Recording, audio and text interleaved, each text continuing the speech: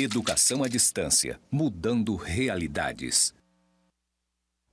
Saudações, pessoas! Sejam bem-vindos ao curso de pós-graduação em Gestão em Educação à Distância do Instituto Federal de Educação, Ciência e Tecnologia de Rondônia, o IFRO. Eu sou a professora Anabela Barbosa e juntos estamos nesta jornada que é texto didático mediacional e produção de conteúdo de material para EAD.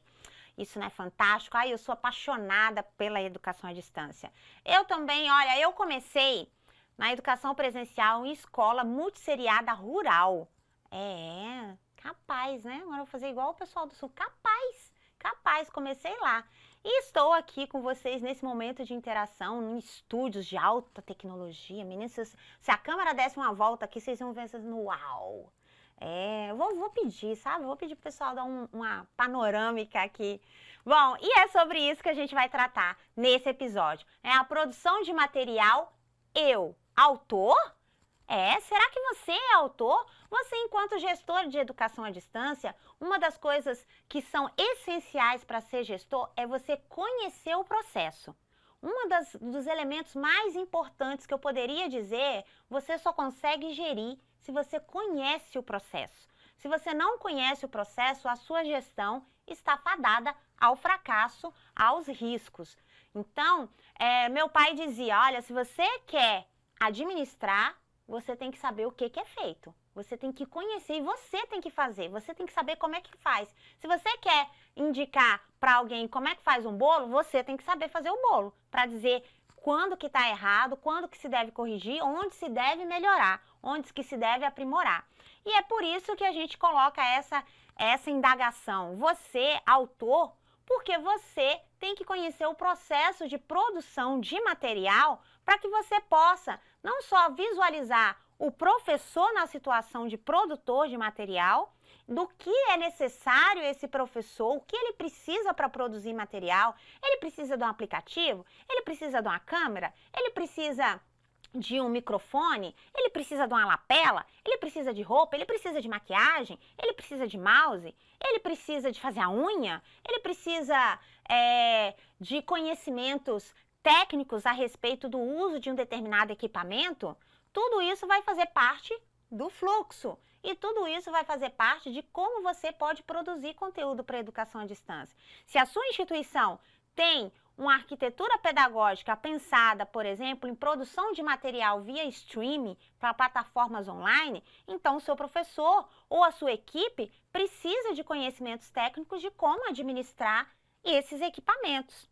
E aí eu faço o convite aqui, né, a ela, que é uma professora experiente, e aí experiente não é de muitos anos não, né? Também, mas muitos anos, muita prática, muitos conhecimentos. Ela que é gestora, ela que é professora e ela que é autora em educação à distância e está conosco nos estúdios aqui para dialogar um pouquinho conosco sobre produção de material didático. Professora Sara Luiz Duarte de Oliveira, é uma grata alegria receber você nos estúdios do Instituto Federal. Muito bom, professora. Cá estou, né? Já fui, como a professora Anabela falou, autora de alguns livros aqui do Instituto Federal de Rondônia, em parceria com a UFMT, lá atrás, bem lá atrás, né? 1900 e bolinha. 1900 e bolinha. Não era 1900 não, já era 2000 e bolinha. Exatamente, aí eu vou compartilhar um pouquinho da minha experiência sendo autora e depois a minha experiência para essa produção de material sendo gestora. Dependendo da cadeira que nós estamos sentados, esse olhar muda, mas todos eles se complementam. Aquilo que a professora falou, não tem como ser um bom gestor se você não conhece o chão de fábrica. Isso vai fazer você ser um gestor diferenciado. Olha só aqui na nossa tela, um dos primeiros materiais que a professora Sara produziu e que fez parte da história do Instituto aqui, o caderno de introdução à informática. Acompanhe aqui comigo, olha que fantástico.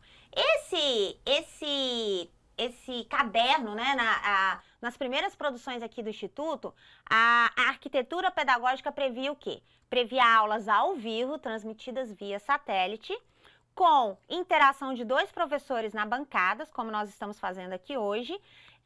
E essas aulas eram de aproximadamente 2 horas. Então, olha só a arquitetura pedagógica, tá vendo? Com um intervalo de 20 a 30 minutos para que os alunos que estivessem participando dessa aula ao vivo pudessem realizar atividades de prática, exercícios, e retomava a aula para conversar, tirar dúvidas, certo? E nessa arquitetura, o professor tinha que produzir um caderno, como se fosse uma apostila, um livro, né, específico para aquela disciplina, e ele era produzido com as orientações, e a aula que acontecia aqui nessa bancada, ela também seguia o conteúdo que estava previsto no livro. Então, esse livro tinha que casar com a aula e a aula tinha que casar com o livro, né? E aí esse material foi produzido pela professora Sara. Então, olha só, ele está disponível, quem quiser consultar, pode acessar aqui direto a página da internet do Proedu. Olha só que lindo ele aí, olha, eu vou aumentar aqui para vocês visualizarem, que é ela, olha só o nome da pessoa ali, Sara Luize Oliveira Duarte, né? Ficou até trocado, né, Sara? Ficou Sara Luize Oliveira Duarte. Mas é ela e é ela com certeza. Então, olha só, está lá no repositório do Proedu, que é o repositório da RNP, que é um repositório institucional. Ele foi construído, vocês ouviram a professora Sara falar aqui, ó, ele foi construído em parceria com a UFMT, que era a editora da época, e ele foi produzido num programa chamado ETEC. Então, esse material você pode, inclusive, acessar e baixar para você ter a visualização de como que é um material produzido para a educação à distância. E é a partir dessa experiência que a professora Sara vai conversar agora com a gente. Conta aí, Sara, como que é ser autor? Um desafio.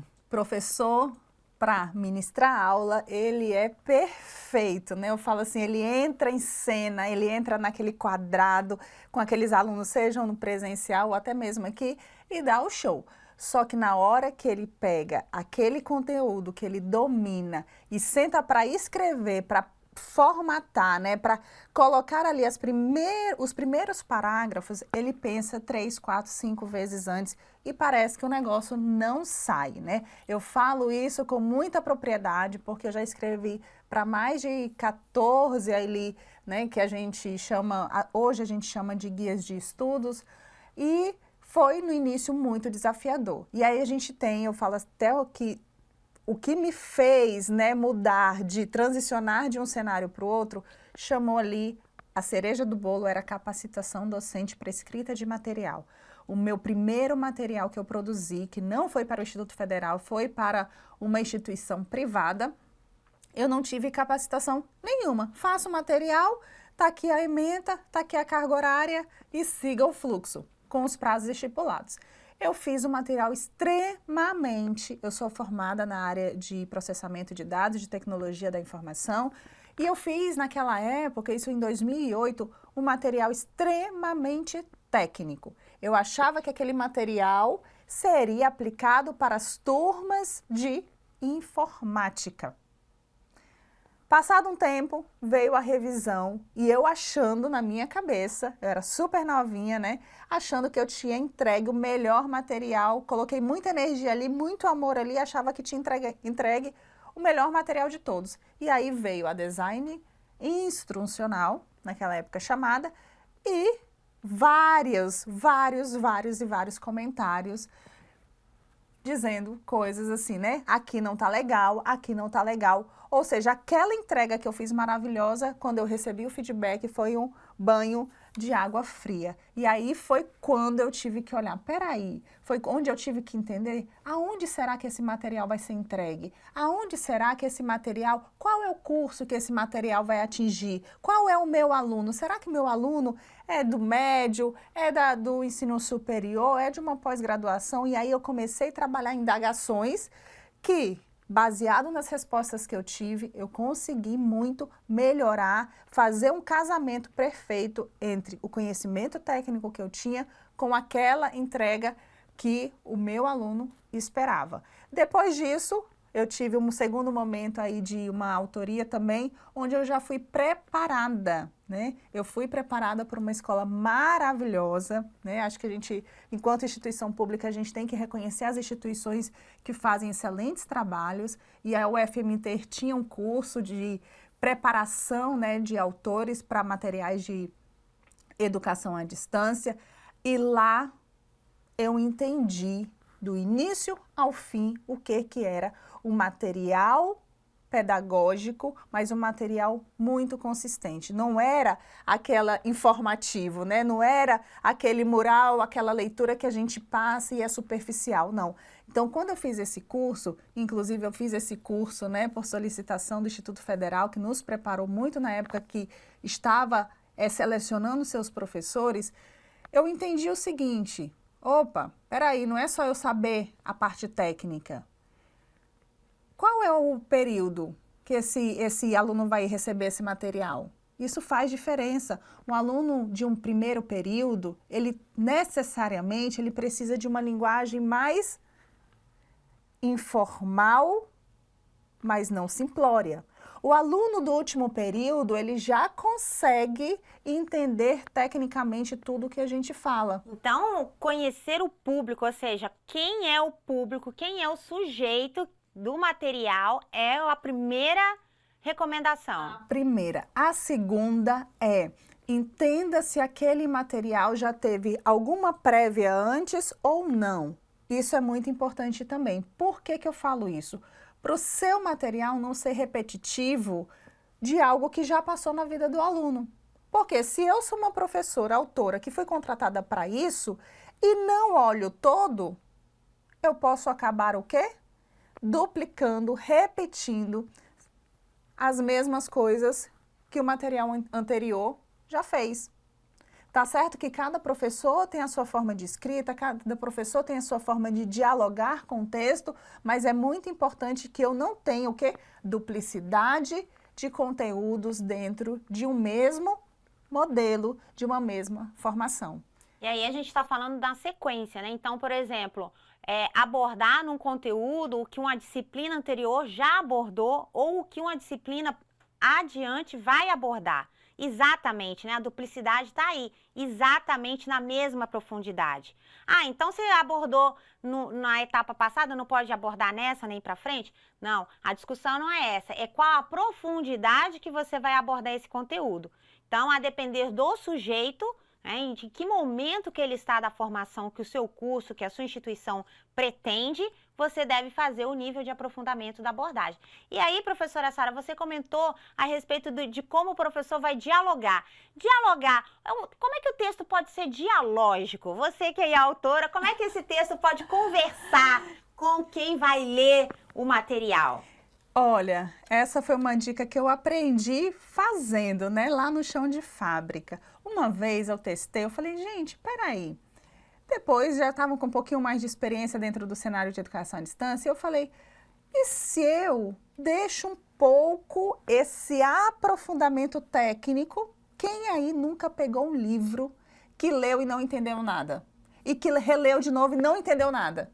E olha, pega aquele outro livro, já é apaixonado pela capa, a capa compra, né? Faz você comprar aquele livro e você lê o livro, você sente que o autor está do seu lado, que tudo que o autor está falando é para você. Parece assim, né? Quem nunca sentiu isso? Você sente isso quando compra um livro? Então é a mesma coisa. Eu fui trazendo elementos. Eu falei assim, peraí, se o aluno tivesse aqui, será que eu iria falar com ele com tanta formalidade, com tanto peso, com tanto aprofundamento? Ou será que eu ia trazer exemplos, fazer analogias, trabalhar um estudo de caso, que aí eu consigo fazer uma ligação com o conteúdo?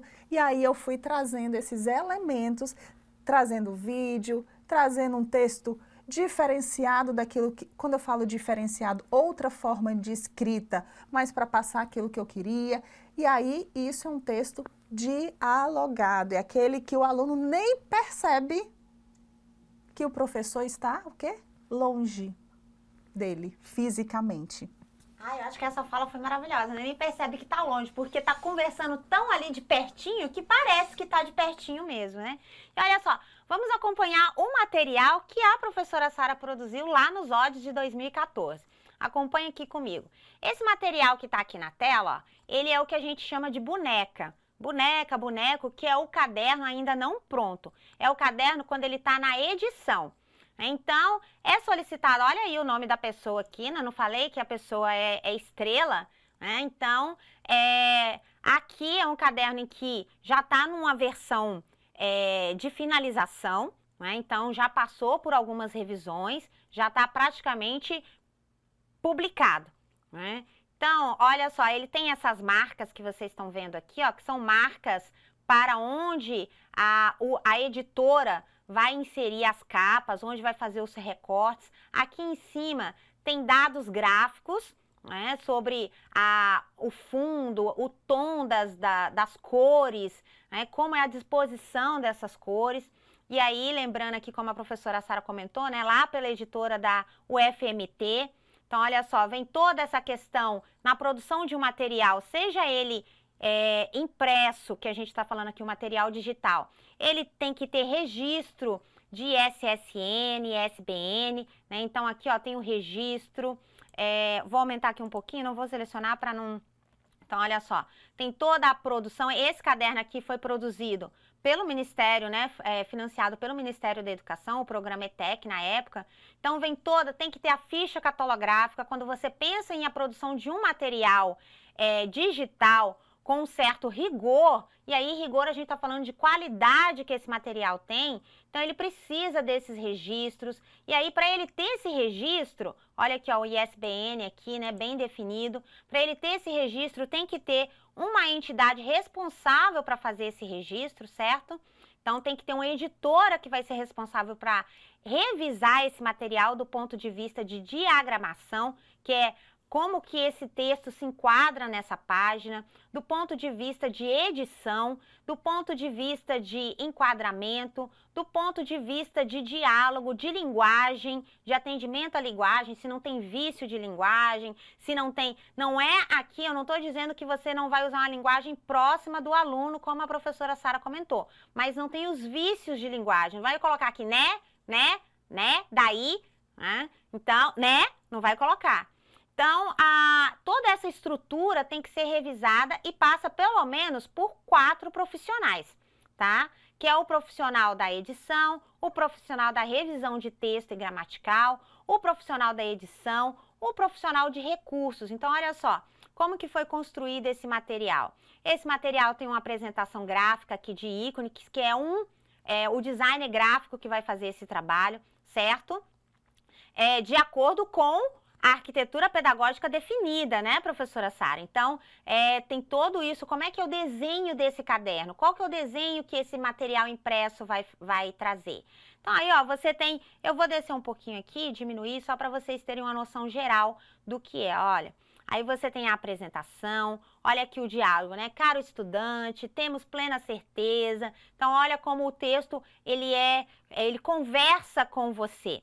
E aí... vem todos os elementos de um produto que é feito, lógico, com intenção pedagógica. Porque nós estamos falando aqui de um material que é pedagógico, que é didático. Nós não estamos falando aqui de um folheto, nem de um aviso, né? Nós estamos falando que é um material pedagógico. Então, tem que conter as estruturas pedagógicas essenciais. Objetivos de aprendizagem, conteúdo, hipertexto, hiperlinks, né? Olha aqui, dando a condição ou provocando o aluno a conhecer mais a respeito de um link.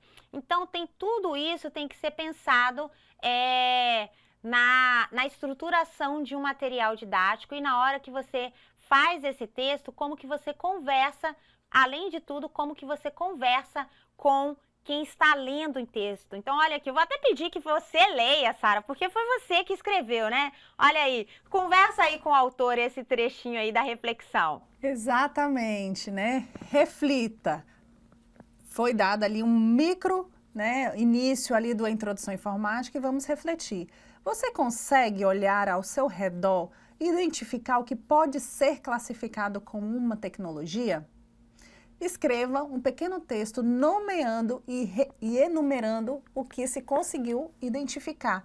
Olhando à sua volta, tá vendo aquela sensação de que, epa, peraí, deixa eu parar agora, deixa eu parar essa leitura, olhar o entorno e aí voltar para o texto e descrever ali o que eu consegui enxergar como tecnologia. Então, essas pausas, elas são sempre necessárias para o aluno não, né? Não é aquele texto que você começa a ler sem fim. Seguindo o método toda a vida, né? E Exato, daí você para, você não lembra nada do que você escreveu. Exatamente, não é um texto sem pausa, a gente até precisa trabalhar isso no texto, né? Em que momento, na nossa aula também é assim, em que momento eu vou fazer inflexão, em que momento eu vou dar uma pausa, vou fazer uma chamada, vou trabalhar um olhar que você vai dizer, epa, peraí, vamos agora mudar o foco. Então, tudo isso faz necessário na hora de escrever esse texto. Uma coisa que eu vi que vale lembrar, esse material foi escrito, e aí eu já estava numa consciência muito maior do que aquela primeira que eu comentei com vocês, de entender aonde era meu público, aonde iria chegar esse material e qual contexto que ele estava inserido dentro de uma proposta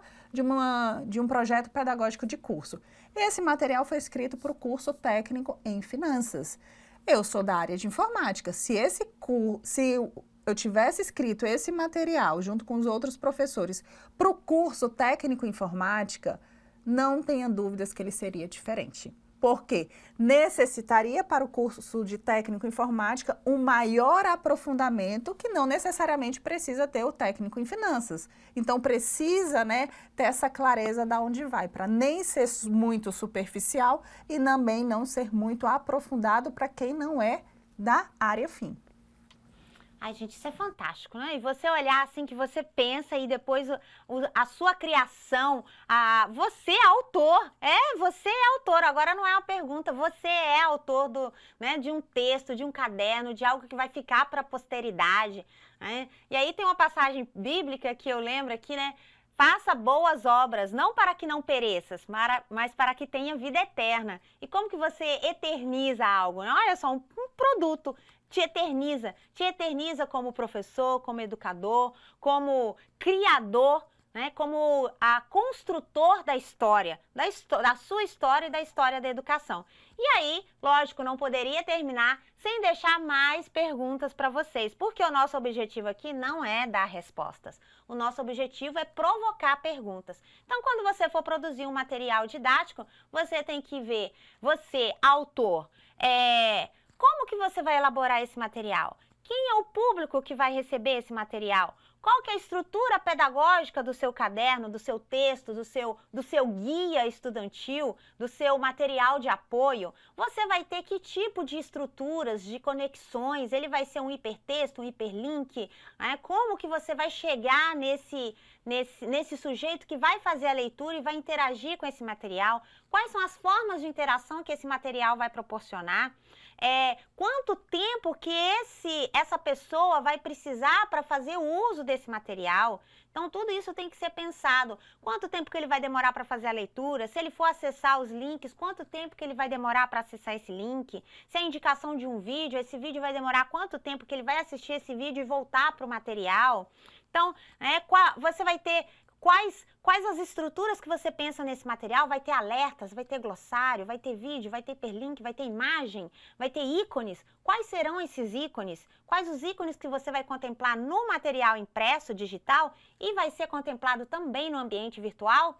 Ai, são tantas perguntas, né, Sara? E fica sempre ali, né? Passa uma memória, a gente consegue aqui fazer uma linha do tempo, tendo aí esse convite da professora Anabela, porque realmente uma coisa que ela falou, dentre todas as qualidades de gestar um material, também está aí o pioneirismo, né? Acho que a gente tem que sempre, quando a gente fala de autor, professora, a gente está falando muito aqui dentro de uma formalidade de uma entrega, mas você aí de casa pode fazer, sabe como? Nós somos autores das nossas redes sociais. Você, na hora de fazer um story, você faz o quê? Uma roteirização, você escreve, você segue um fluxo, você sabe muito bem o que vem antes, o que vem depois. Tudo isso dá para ser aplicado. Você edita.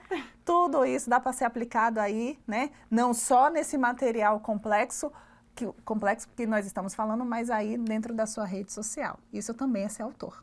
Bom, e essa é a última recomendação, e com ela a gente encerra aqui o episódio do Eu Autor, né, de que Tanto você gerando um produto mais complexo, como um livro, um caderno, um guia, quanto você gerando um post para a rede social da sua instituição, do seu curso, você precisa estar atento a esses elementos que são importantes, que é o texto dialógico, então conversar com quem vai receber a sua mensagem, para que ela seja recebida e seja entendida e possa ser compreendida e significada, ressignificada para toda a comunidade que você faz parte do ponto de vista ensino-aprendizagem.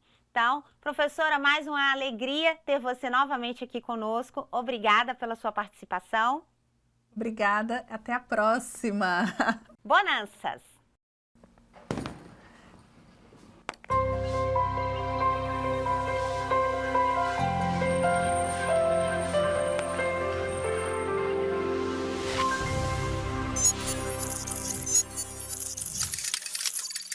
Educação à distância, mudando realidades.